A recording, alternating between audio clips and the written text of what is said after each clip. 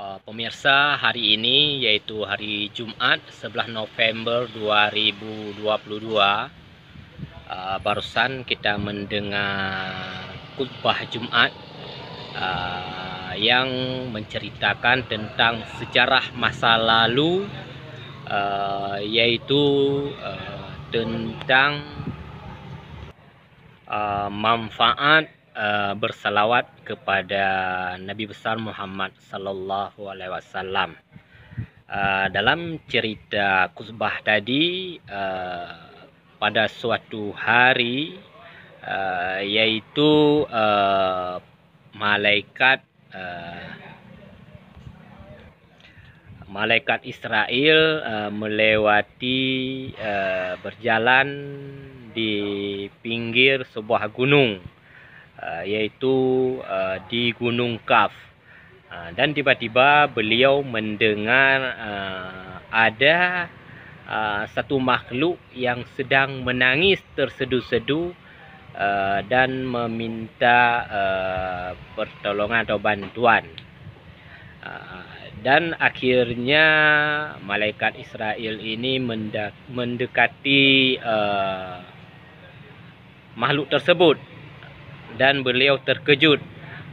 Ternyata di situ ada satu malaikat, yaitu yang sayapnya sudah patah dan tubuhnya mulai kurus dan kesakitan di seluruh tubuhnya.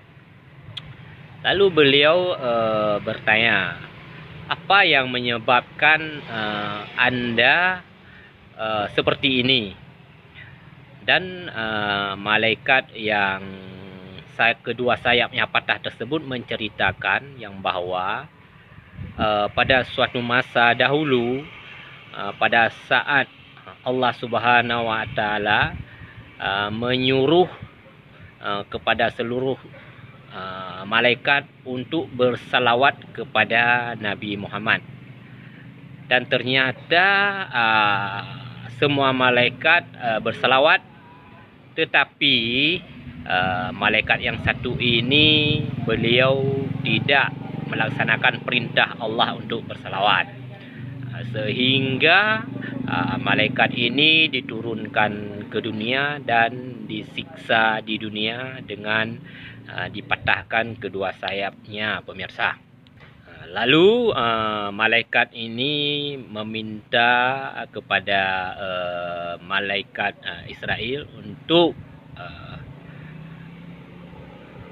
bisa memecahkan persoalan ini, dan supaya meminta kepada beliau untuk meminta ampunan kepada Allah. Dan malaikat Israel pun menjumpai Allah untuk bertanya perihal tentang malaikat yang sedang kesakitan, yang patah kedua sayapnya tersebut. Lalu Allah memerintahkan, menceritakan kepada malaikat Israel yang bahwa bukan saya tidak mengampuni, tidak menyembuhkan dia, bilang sama beliau supaya bisa bersalawat kepada Nabi Muhammad selama sebanyak 3 kali, pemirsa. Dan malaikat Israel pun turun ke bumi, lalu memberitahukan kepada malaikat yang patah sayap tersebut di samping pegunungan Kaf. Dan beliau pun langsung memberitahu bahwa Allah memerintahkan untuk bersalawat kepada Nabi Muhammad sebanyak 3 kali. Lalu penyakit ataupun sayap beliau pun langsung